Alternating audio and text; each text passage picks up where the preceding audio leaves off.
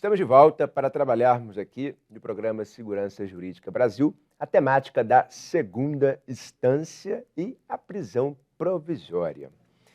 Muito bem, conforme falamos no bloco passado, em razão dessas questões polêmicas que nós temos para falar sobre eventual efeito automático da prisão em segunda instância, o que eu quero trabalhar aqui agora com você, telespectadora, telespectador, é sobre essa ideia que nós temos no Brasil de que a opinião pública, ela sempre vem manifestando, seja num bar, seja em grupos de WhatsApp, hoje todo mundo conversa em grupo de WhatsApp, eu acho que é isso, eu acho que é aquilo, é o tudólogo, né? É aquele que manifesta a opinião de tudo, tudólogo, e manifesta sobre a guerra da Ucrânia e da Rússia, prisão em segunda instância, Covid. As pessoas hoje começaram, em razão das redes sociais, em razão dessa modernidade líquida proposta por Bauman, de que tudo é fluido, de tudo é fácil hoje a gente opinar, trabalhar, enfim. E não ficou de fora também a temática da prisão em segunda instância.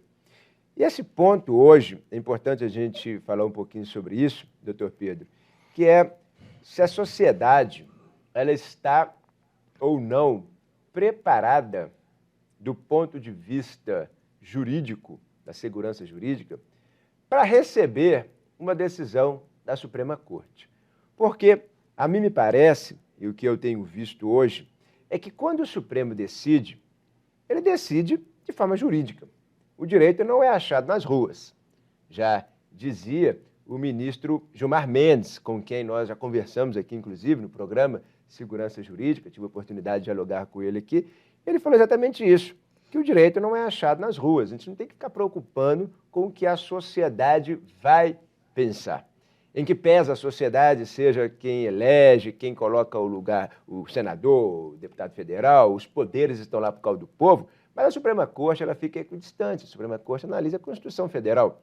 E conforme muito bem foi colocado aqui, eu concordo, ora, se ele não pode ser preso em segunda instância em razão de um princípio constitucional, que é o princípio do estado de inocência, que vale até o trânsito em julgado, como é que eu vou antecipar o efeito de uma sentença, que é a prisão, que é o pior efeito que alguém pode ter, é a prisão, perda da liberdade, a morte, enfim, a vida é o primeiro, mas a vida quando perde acaba. Mas a liberdade, quando se perde, ele sofre a liberdade, ele sofre a perda desse direito constitucional. Então, se ele perde a liberdade, ainda sendo inocente, seria uma coisa muito complexa, seria um contrassenso. Ele perder a liberdade, que é efeito da sentença, se ele ainda é inocente, como é que ele vai ser inocente e preso? Não pode. Então, é uma questão muito tranquila para mim, eu pensar. Cristiano Gonzaga, promotor de justiça, enfim, professor, eu penso desse jeito. Agora, nós temos que dialogar um pouco aqui, porque a sociedade, de fato, ela elege. E a sociedade pode falar assim, não, eu vou eleger agora pessoas que entendam que a segunda instância é o limite, igual a outros países. Então, eu vou eleger aqueles que são do pensamento de prisão, de um direito penal máximo, de um pensamento mais voltado para o encarceramento, ok, a sociedade pode querer isso. E se a sociedade quiser isso, ela vai ter que eleger pessoas que assim pensam. Então, doutor Pedro, o que o senhor acha em razão dessa questão? Será que a sociedade é uma sociedade que está preparada aqui no Brasil para esse encarceramento em segunda instância, como efeito automático da sentença? Será então que a sociedade ela está amadurecida, igual a outros países, para ter esta prisão em segunda instância? Qual que é o seu pensamento? Eu já coloquei mais ou menos o meu jurídico aqui é um bate-papo, eu coloco o meu, o Pedro coloca o dele, enfim, o que você acha? Doutor Cristiano falou no início da nossa conversa a respeito de sociedade, pessoas em bares, redes sociais. Deu um exemplo bastante interessante do juiz de Patos de Minas, que toma uma decisão condenando o jurisdicionado, né, todos nós, e na segunda instância vem o tribunal para confirmar aquela decisão e imediatamente o sujeito vai preso, né? As pessoas, elas opinam da forma como bem entendem nas redes sociais, não há um freio, não há uma consequência.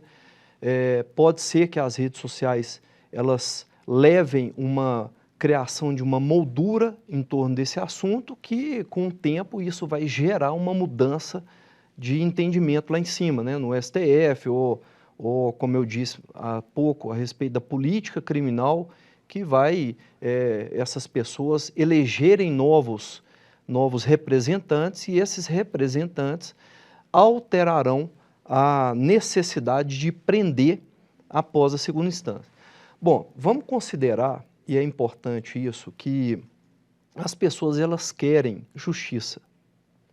As pessoas querem, na maioria das vezes, elas querem uma resposta do Estado diante de condutas que são criminosas, né? Principalmente em situações de clamor público. Isso é um fato, né? Isso aconteceu nos crimes mais bárbaros que nós vimos na mídia ultimamente, e os juízes, eles decidem pela prisão, né? Mas a prisão é preventiva. O que eu quero dizer com isso? Que é o seguinte, que o direito penal, assim como o direito processual penal, ele não foi criado para punir. Ele é uma garantia do cidadão. Então vamos considerar que esse exemplo que o senhor deu a respeito do sujeito que foi condenado na primeira instância, na segunda instância, e aí vem a aplicação da pena, ele seja um pai de família, um empresário, e esse empresário deixou de pagar tributos durante um bom tempo e ficou insustentável o pagamento desses tributos, né? Em vários casos criminais que eu trabalho, a situação é mais ou menos essa.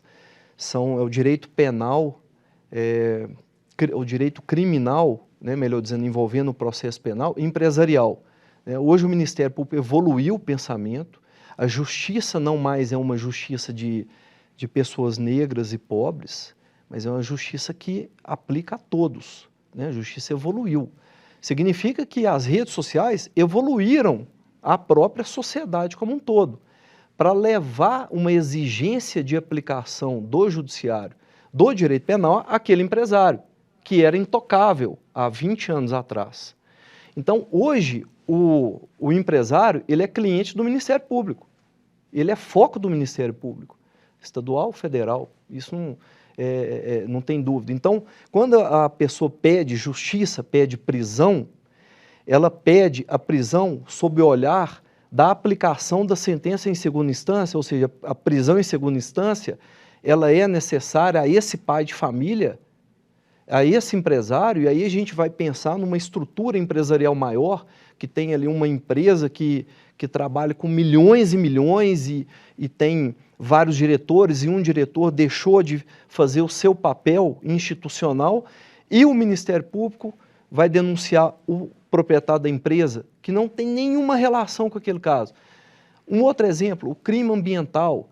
O dono da empresa, o diretor, nunca foi no estado do Maranhão, e às vezes ele é denunciado no Maranhão por prática de crime ambiental, sem nunca ter ido lá. E a sociedade exige, por meio de botecos, conversas, redes sociais, que aquele pai de família responda pela sua conduta na prisão em segunda instância. E aí vem os nossos pensamentos. O direito penal, o processo penal é uma garantia dessa pessoa. É uma garantia que ela tem, que o Estado, o agente público, o Ministério Público, o magistrado, ele deve observar o rito processual adequado. Ele deve observar todos os recursos. Isso significa que ele deve observar também o que demanda a Constituição, a nossa Carta Magna inserida no artigo 283, que só pode haver a prisão pena, que é a prisão que decorre da sentença condenatória, depois que transitar em julgado, ou seja, depois do último recurso, né? E aí vem a seguinte questão, mas vai ter injustiça? Não vai ter injustiça, porque se há uma necessidade de prisão, o Estado tem outros recursos, que é a prisão preventiva, a prisão domiciliar dessa pessoa, sem que ela sofra uma injustiça sem que ela sofra uma violação das suas garantias processuais, né? Então, essa pessoa não pode ser alvo de justiça porque as pessoas querem que ela responda imediatamente. O direito ele é aplicado a todos. Eu tenho certeza que aquele que grita por justiça, ele certamente tem um conceito deturpado do que significa a justiça. A justiça não é a prisão. Não é a prisão. A justiça, ela só ocorre se ela for uma prisão legítima. Uma prisão em que houve um devido processo, em que houve a resistência da defesa, houve a resistência da acusação, houve a produção probatória sob o crivo do contraditório, e aquilo foi julgado por um juiz absolutamente imparcial. Perfeito. Essa é a justiça. Perfeito. Então, essa questão, inclusive, para aquele que está em casa, para aquela que está em casa, eu acho importante nós trabalharmos. Esse pensamento é um pensamento jurídico, é um pensamento que está na Constituição Federal. Mas a sociedade ela pode querer mudar isso. Porém, essa mudança ela vai encontrar alguns entraves. Conforme muito bem colocou aqui o doutor Pedro, as garantias constitucionais elas devem ser observadas, elas não podem ser aqui eliminadas. Ah, mas eu não concordo com a ampla defesa, eu não concordo com o contraditório, eu não concordo com essas questões. Bom, isso inclusive é violar o direito natural. Seria aqui eu querer revogar normas constitucionais que são irrevogáveis. A ideia que nós podemos trazer aqui e que a gente tem que fazer é que essas cláusulas são pétreas. Eu não posso aqui pensar, ele é bandido, ele tem que ser condenado. Mas e se a justiça ali criminal, o Ministério Público, defesa, juiz, entenderem que ele é, por exemplo, inocente? A sociedade queria justiça prendendo, mas depois disseram que ele é inocente. Por isso que eu acho que é muito perigoso esse pensamento punitivista. O pensamento punitivista, por si só, ele joga por terra essas garantias constitucionais. Porque qualquer um de nós podemos sentar no banco dos réus. E se um de nós sentarmos, vamos querer o quê? Uma garantia constitucional, vamos querer uma justiça. E eu falo isso enquanto promotor de justiça também, enquanto professor, doutor Pedro também como professor advogado, enfim, cidadão também. Obviamente que a gente não quer uma sociedade impune, a gente não quer pessoas soltas pela rua. Mas eu tenho que ter aqui a ideia de realizar o que está na Constituição Federal. Para, se for o caso, encarcerar. E aqui é interessante porque essa impunidade ela sempre inquietou a população brasileira. Sim, inquietou muito, e inquieta ainda. Ah, por que que o fulano, um político qualquer, está solto? Por que que o outro, ele ali está livre, solto ou está preso? Por que acontece isso? Ora, porque nós temos algumas ferramentas jurídicas no Brasil que autorizam prisões preventivas, conforme foi colocado aqui, autorizam também a liberdade se há a presunção de inocência, se ainda não transitou em julgado. Então, não é comparar situações que não são comparáveis. Obviamente que eu tenho que ver, se é o caso de prender, eu vou pedir a prisão com base ou no trânsito em julgado ou com base naquelas questões de prisões provisórias. E para a gente ir fechando, a Suprema Corte, só para deixar bem claro isso aqui, e passo de volta também a palavra para o doutor Pedro, a Suprema Corte ela entendeu, então, por fim, como é que está hoje no Brasil? Hoje no Brasil, a Suprema Corte entendeu que o artigo 283 ele é constitucional e só cabe prisão provisória por ordem escrita e fundamentada de autoridade judiciária e mais, não está escrito ali que cabe uma prisão em razão de uma simples condenação em primeira instância. Não cabe. Esse artigo foi declarado constitucional, porque ele não prevê, daí alguns quererem a inconstitucionalidade dele, porque ali não se prevê a prisão como efeito automático. E não prevê, e está correto, o artigo é constitucional, porque ele está amparado no artigo 5º da Constituição Federal, que não autoriza uma prisão aqui como efeito automático. Essa é a visão do Supremo. Só para você aqui, Pedro, considerar os finalzinhos aqui, para a gente depois falar um pouquinho do seu material, né, do nosso material dos livros. Essa decisão do Supremo, concorda, não concorda e por quê? A decisão do Supremo, ela é legítima, ela justifica a aplicação do direito penal constitucional e o processo penal enquanto garantia para o cidadão. Isso é certamente um posicionamento que entrega a legitimidade da não prisão em segunda instância, que é o meu pensamento a respeito disso, a respeito desse assunto. Perfeito. E, inclusive, para aqueles que estão acompanhando em casa aqui, o Dr. Pedro é um escritor conhecido, tem bastante livro, tem um livro sobre o funcionalismo, o finalismo, direito penal e ação significativa, esse livro, esse outro livro. Tem um livro sobre audiências criminais para advogados que querem operar na área criminal.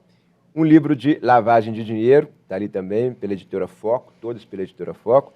E aqui também trouxe o meu manual de criminologia para presentear o Dr. Pedro. Livro também voltado para concursos públicos e também a advocacia pela editora Saraiva. Então, os nossos livros estão aí. Fico feliz, doutor Pedro, de poder ter conversado, um bate-papo sobre essa questão da prisão em segunda instância.